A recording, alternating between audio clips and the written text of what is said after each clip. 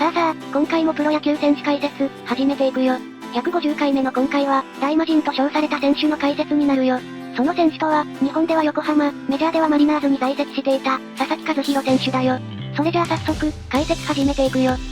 佐々木和弘、1968年2月22日生まれの56歳、宮城県仙台市出身の元プロ野球選手だよ。引退後は名球会副理事長、野球解説者と評論家、タレントを務め、馬主にもなっているよ。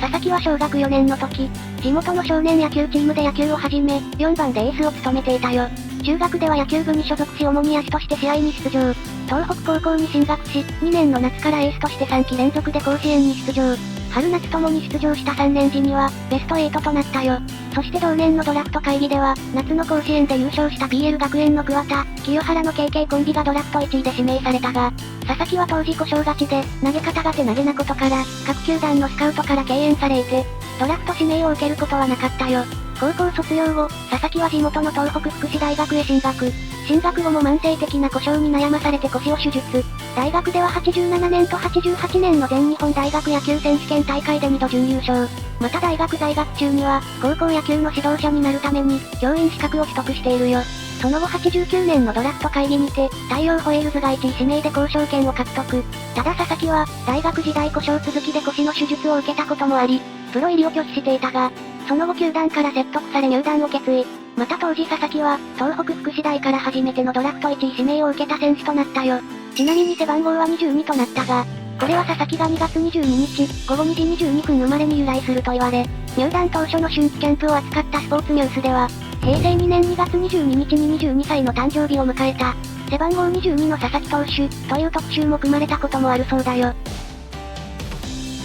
入団当時の監督であった須藤は、チームで最もいい投手が、抑えを務めるべきである、という考えから、過去に沢村賞を受賞している遠藤を抑えに起用。1年目の90年は16試合に登板したが、6月の広島戦で、相手足と交錯して右足首を痛め、3ヶ月にわたって戦線離脱。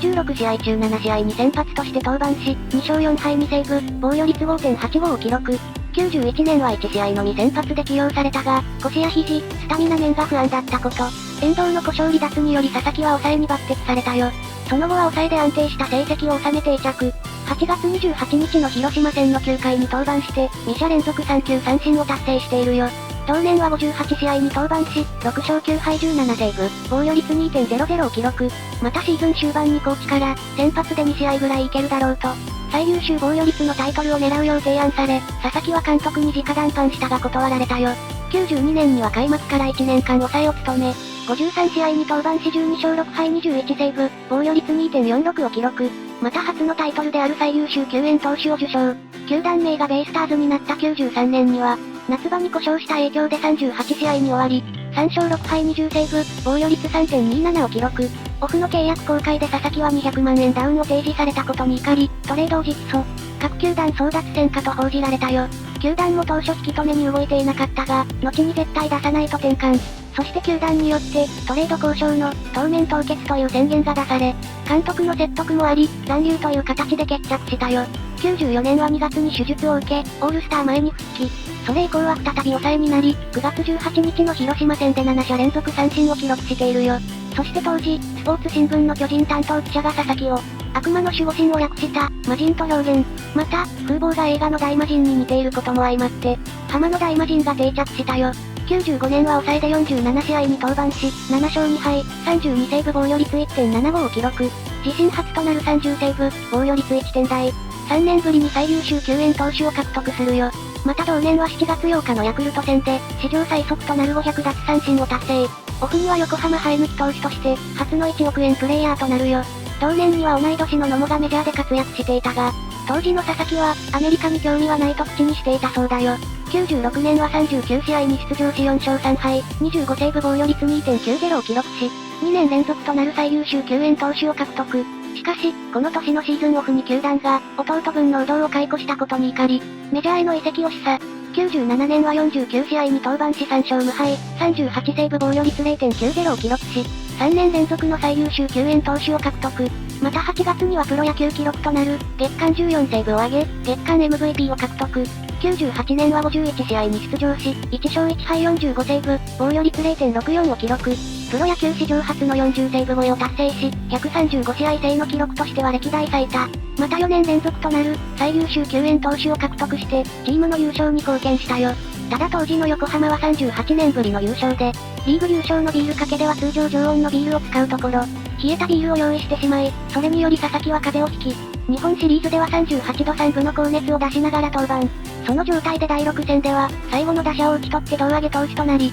MVP、勝力松太郎賞、日本プロスポーツ大賞を受賞。オフにはイチローと共に、プロ野球史上初めて、年俸が5億円に到達したよ。そしてこの年の新語・流行語大賞に、浜野大魔神が選ばれたよ。99年には FA 権を取得し、メジャー移籍が可能となるも、8月に右肘神経麻痺で手術を受け長期離脱。23試合の登板に終わり19セーブにとどまったものの、防御率は 1.93 を記録。そしてオフの11月1日に、FA 権を行使してのメジャー挑戦を表明し、翌月の12月18日には、シアトルマリナーズと3年契約を結ぶよ。当時のマリナーズ筆頭オーナーであった、任天堂の代表は、メジャーリーグのピカチュウになってほしい、とコメント。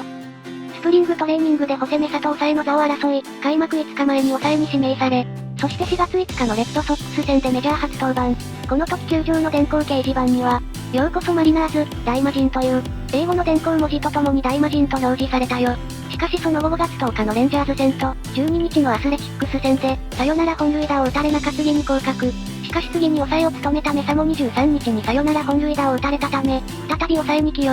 6月12日のロイヤルズ戦で、日本人最多の10セーブ目を挙げたよ。ポストシーズンでは、4試合に登板し3セーブを挙げたが、ヤンキースとのリーグチャンピオンシップシリーズで敗退。シーズンは63試合に登板し2勝5敗、防御率 3.16 を記録し、メジャー新人記録の37セーブを挙げ、アリーグ新人王に選ばれたよ。2001年4月には、メジャー最多記録となる月間13セーブを挙げ、5月終了時点で21セーブと、最多セーブは確実視されていたが、7月2日に29セーブ目を挙げて以降は、セーブ機会が減少。オールスターに初選出されセーブを記録。8月2日のタイガース戦でセーブを記録し、日米通算300セーブを達成。また翌日のインディアンス戦で、アリーグ全チームからのセーブを記録。8月18日のヤンキース戦で、当時の球団新記録となる38セーブ。しかし終盤に右大腿を痛め調子を崩し、セーブ数は、1位の投手と5セーブ差でリーグ2位に終わったよ。オフにはシーズン終了報告で任天堂の本社を訪れ、メジャー移籍を目指していた、元チームメイトの谷繁の獲得を進言。